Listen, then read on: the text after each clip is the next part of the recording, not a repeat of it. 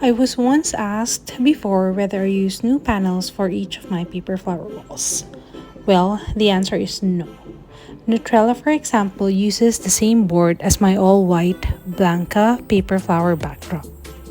When I have a new client that wants additional colors of flowers to the mix, and I don't really need to change a lot of colors to an existing center wall, I just create the same flowers in different colors and voila! I have a new set but same board.